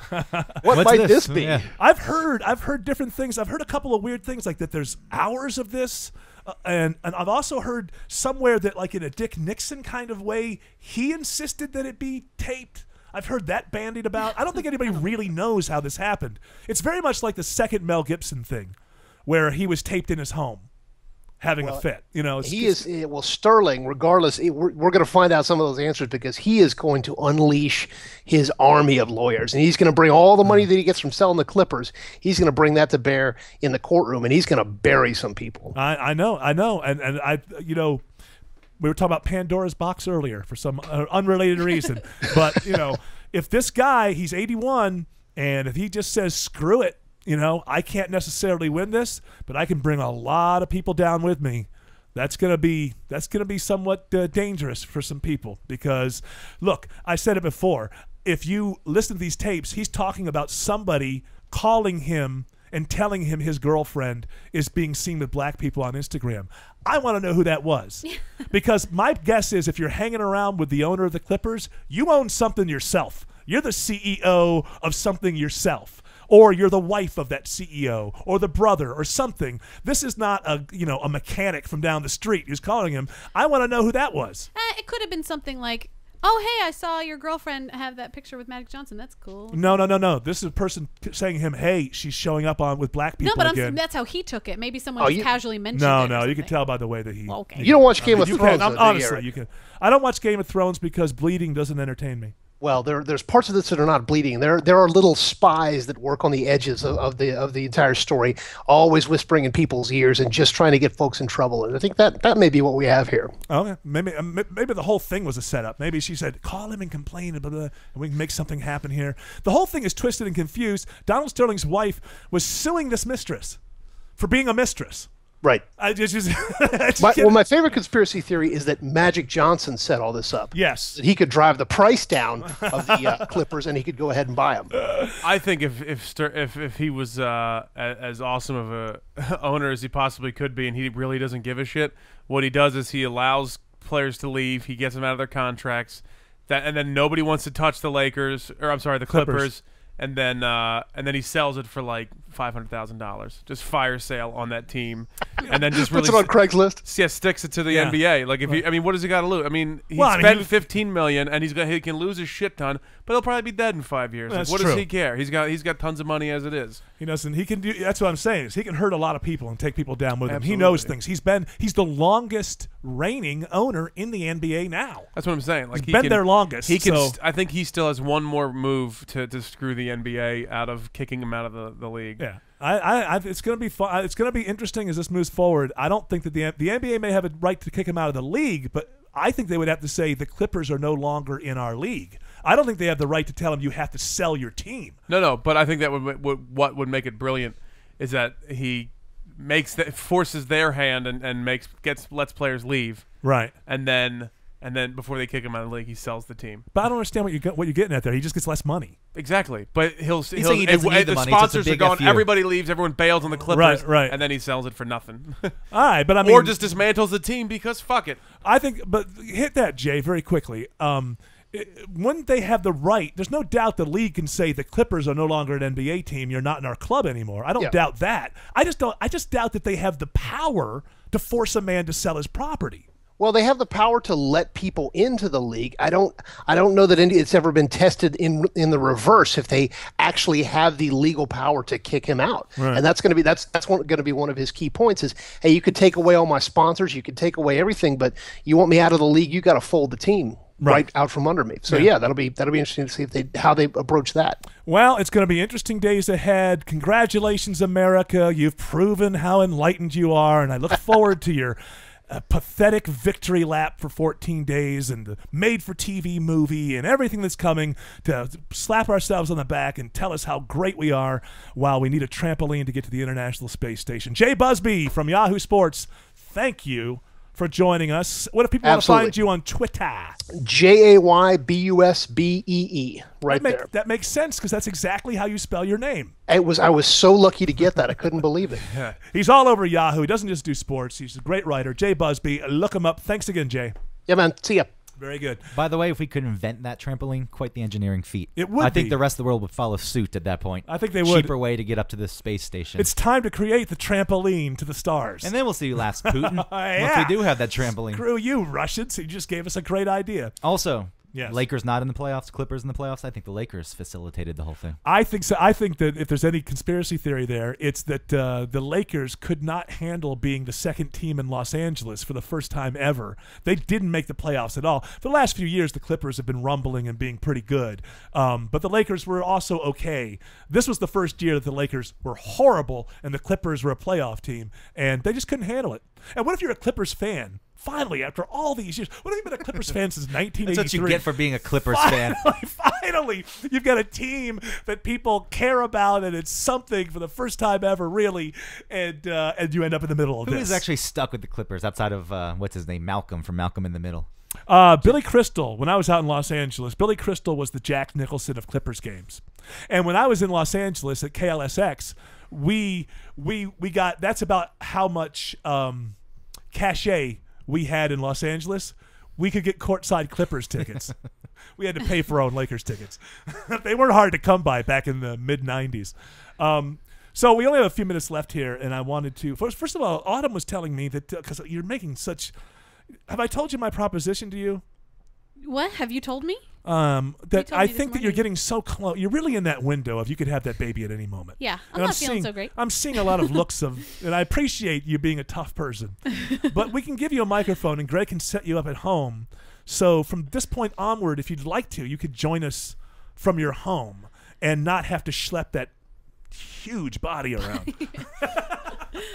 So that's on the table. You know what sucks is that, I mean, I hope everyone knows you're joking, that my body isn't huge, but of course. Well, because that picture that I put up of me on the car, next to the car, I feel like looks horrible. You have a baby inside. I know, my face looks huge, and my boobs are all sticking out. All bets are off. You're pregnant. You're large for a reason. You're giving birth to a child. You get a pass. Now, 6 months after that kid comes into the world, we're going to start judging. Let's see. I got 7 days until my due date. All right. So we're getting in there. So if you want to start joining us from your home, You're more than welcome to. As a matter of fact, I don't want you to have the baby here. I can't handle that. I'm going to go into labor. I would rather, And aren't you going through, what do you call that? Braxton Hicks. I'm having some false labor. I thought that was your husband's name. Braxton Hicks. Oh, it's Travis. That's his country name. It does sound like a close the doors and turn the opening up for Blake below. Shelton. So this is the clinical name for false labor. Yeah, and that's what you're going through. Yeah, I guess. Yeah, I didn't know. I thought it was supposed to hurt, but it doesn't. It's just your stomach gets really hard. Now, how do you know that it's false? Like now, you might go the next one. Oh, I'm in false labor, but it's real. Because it gets more. It doesn't go away when you like walk around or change positions, and it starts to hurt, I guess, and you just know. And there's like intervals too, and you just know, and you can count them and say, okay, well, this one was 20 minutes ago, and then an hour from now, this one's 19 minutes. Oh, I don't know, 18 minutes. What a blast! Apart. So, and also, obviously, when the body does things, you just know. It's like people who get panic attacks. I'm not attacking you, Michael. You've had a few. I've had a few. We've all had them. But it turns out that when you're having a heart attack, there's no doubt. There's no doubt. In reality, it's not like, am I having a... You just go, oh, and it's obvious. My dad was having a heart attack once, and he wasn't sure. He was like, right. I wonder if this is like... I think this is what they say. So this it's is what mild. a heart attack is. So it's It mild. was more mild. And so Right. he was working harder to see if it would bring it on. Wow, I've got to test this out. I Rather know. than just going down to a clinic and asking It them. makes sense to me. Like I'd be like, yeah, it's probably not. Let's see if I can really make this happen. Sometimes I have I fear that I'm so good with panic attacks now that I'll think death is a panic attack and I won't go. I'll say, this will go away. And then I end up just kind of slipping away into the night. Well, I mean, we talked about death before. Like, it feels so good to just let go. Let go and get out of here. So nice. Unless you're just on a relaxing. construction site and something beam hits you Oh, in the I mean, head. instant. You know what I mean? Impales you? Yeah. Because You got to walk if around. they hit you in the head and you die instantly, it's fine. I think being impaled. Yeah, seeing this thing through your or you get one of those stomach. things where it goes right through your head, and the In that doctors perfect say way. it didn't touch anything, but we can't operate, so you have to have this rod sticking out of your head for the rest of your life. If we operate, we'll kill you. I know there's those X-rays that you see online where it's like stuff in people's heads. Yeah, there's one that happened. There's a famous case from my hometown, Rochester, New York, where a construction worker thing went right through his head and did not touch anything that would kill him. But they couldn't do much with it because anything that they did with it would kill him. So we just cut off the sides and sand it down. Yeah, sand it down. Like, go on about your way with a big rod through your head. Imagine living with a rod through your head. What? Well, so thank you for offering that to me. I feel.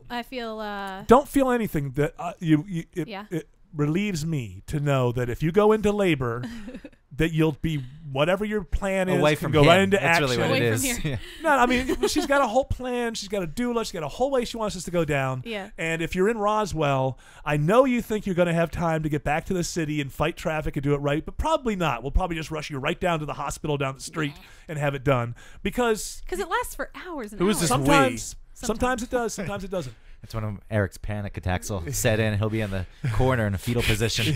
No, I'm pretty good. I'm pretty good at. It'll be me and you. Emergencies. I'm good at emergencies. Michael. So you got I'm not it? good with the guy- aftermath. You're out too? Yeah, I'm no. out.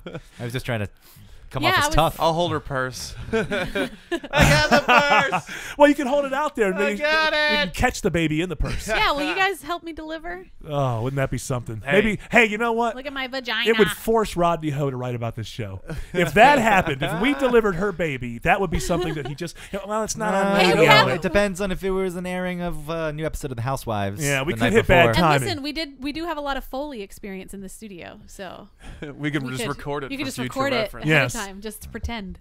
Yeah, and just and do like real radio stations do, make things up so we can get in the press. Yeah.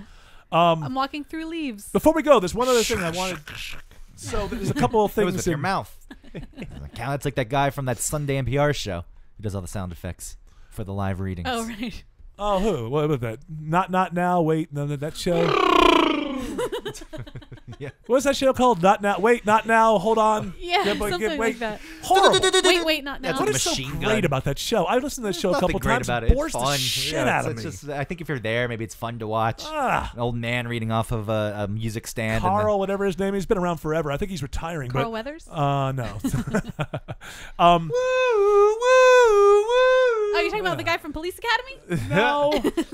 No, the guy who does the sound effects. Like there's real Foley where you're using Yeah. No, they objects try to to help. do He just it. does it with his mouth. Watermelons. Yeah, they try to do it like as a radio show from the 40s or something. I find it completely boring, and I'm not like that. I usually listen. Wait, don't tell me.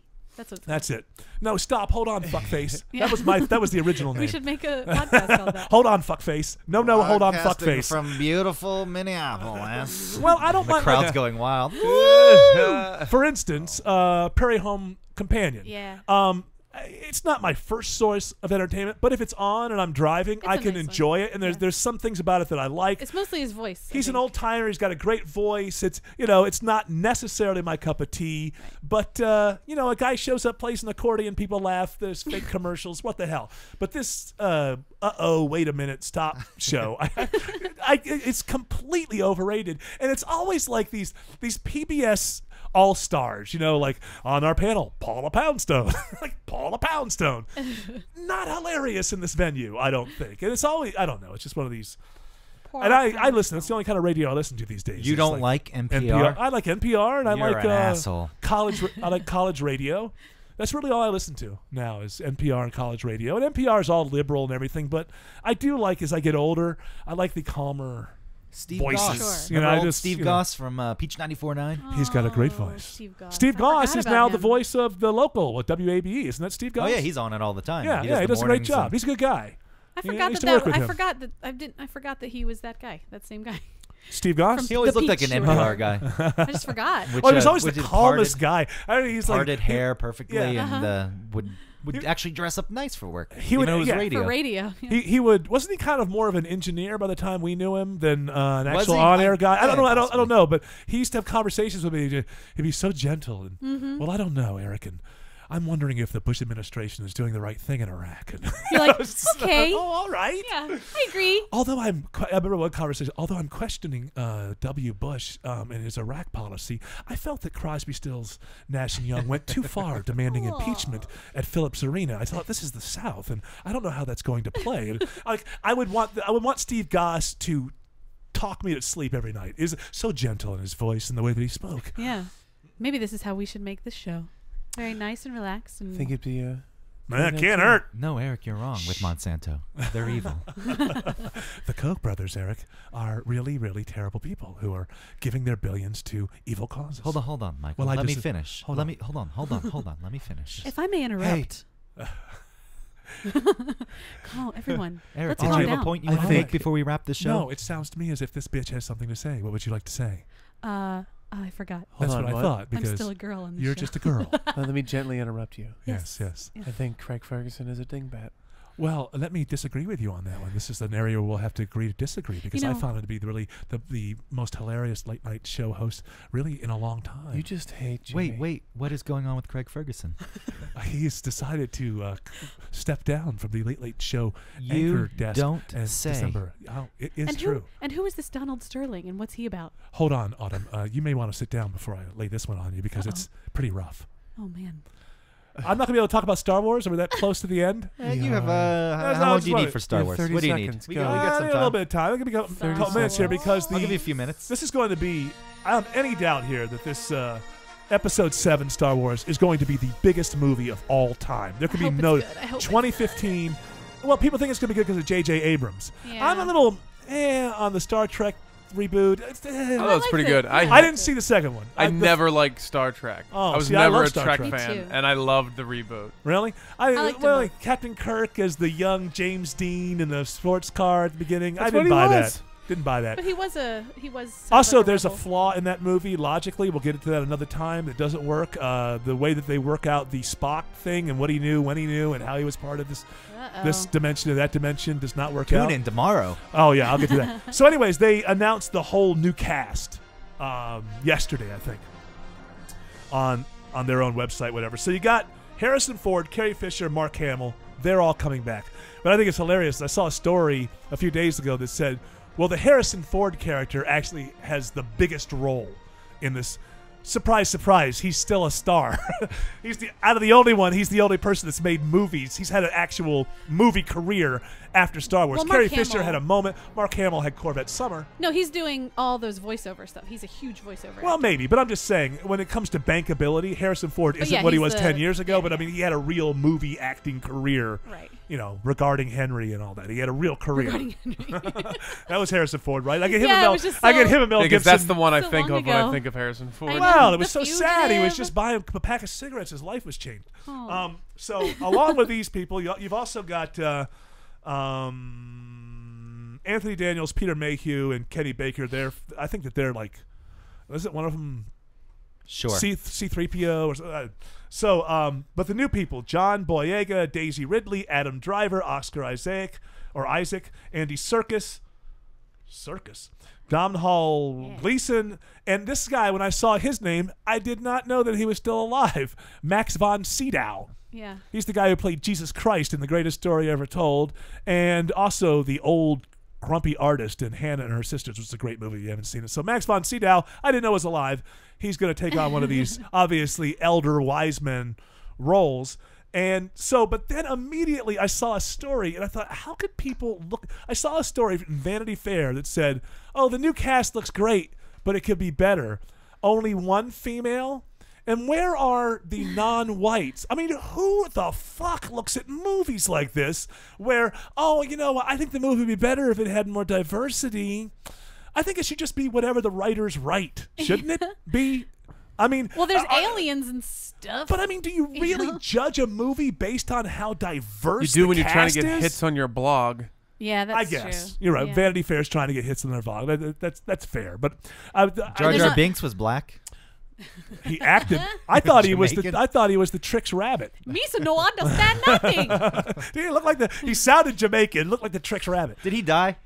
He just was never No, brought he just back. became part of the council and wasn't as involved anymore. Okay, you're not For testing some well, reason, kid. This idiot doofus became a part of this Yeah. political council. It was really so Jar Jar stupid. Binks is now doing an internet show from his basement. He was he was pushed out of the whole Star Wars. Didn't test well. People write that about this show. We should have more diversity. We should. It's all white people. It's all white people and That's one white true. girl.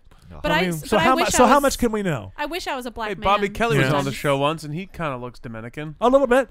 He's got a little darkish. We stick our toe in the water. Let's Let's get deep an a little Italian bit. in here. What are we doing? I think what you do is you kill two birds with one stone, though. Get rid of Autumn, and it's a black female. Then there you go. You don't have to worry Boom. about it. Get an Aisha Tyler type. We do need a black female. Who's going to replace me? No one's going to replace you. I'm going to save some money for a couple of months. So Nobody else. Nobody else can do your job. Hope your baby doesn't eat clothes. Whatever your job is. So yeah, this reminds me. A couple years ago, I was at a party and I was talking to some people, and the guy, a young couple who were one was the daughter of the friend's party that I was at, and she's not in town much. So she was in town with her boyfriend. Her boyfriend's an actor, and he's Indian, of Indian descent. Not Native American, but Indian. So it's at the time that Social Network is out, the movie The Social Network. And so we're talking about movies. I'm like, I just saw The Social Network. I thought it was really, really well made. I enjoyed it. He said, well, no, we won't watch that film. I said, why? He said, well, because they have non-Indian actors playing Indian roles. Oh, yeah. I said, really? Really? You're going to bring that government-mandated bullshit to the arts? Really? Do you recognize that men played women in early Shakespeare? Do you recognize this is called acting? You're supposed to play somebody that you're not. So you're not watch a movie that's got an American woman in it, but she's actually British. That's why I which hated is those every Batman. lead female at this point. Those Batman movies, Commissioner Gordon and Batman, both British. More than that, I looked at this guy and I didn't say this. I was at a party. Is like, I've never seen you act, but I know you're a shitty actor, because if what's important to you is political shit like this, then you're no actor. You should applaud a guy who's not Indian who can play an Indian. By the way, is the guy who played Gandhi Indian? No. Ben, he's English, right? Didn't he? He had almost like blackface on, kind of in the Yeah, movie. so nobody cared about that, and that's Right. probably the biggest Indian role ever. And that's But why. I mean, that's honestly, not the reason I didn't watch it. I just thought it'd be boring. What? Gandhi. Gandhi? You know what? No, Gandhi thanks. was good for its time, but I did kind of catch like half of it again. Kind of. I missed it. I never saw it. Let's tell the story about a man, but leave out everything bad about him. Like that Well, he was a that's every womanizer. story, He was a yeah. womanizer, always cheating. Tyrant. So yeah, it's amazing to me. That reminded me, that guy at the party who said that we're boycotting social network because we don't like the casting reminds me of Vanity Fair's response to the new Star Wars. Is there enough diversity? Hey, look, is it going to be good? The last 3 sucked. That's all we care about. I don't care who you have in there. And there was a huge black character in the second. Lando. Landau, come on. Yeah, he was hot. This is how I judge movies. How diverse the cast is. It's a good way to live your life. Country is going. He's African American, except Africa doesn't exist anymore. Yeah, because he's where's Earth? Plutonian No American. That's the black planet. Yeah, you're dealing in a whole other universe here. You know what I mean? Like, well, Autumn Fisher. Hey. You who are about to put another child on this planet, I know, exactly I'm what we ruin need. the world. What if folks want to get a little more of you on these social platforms?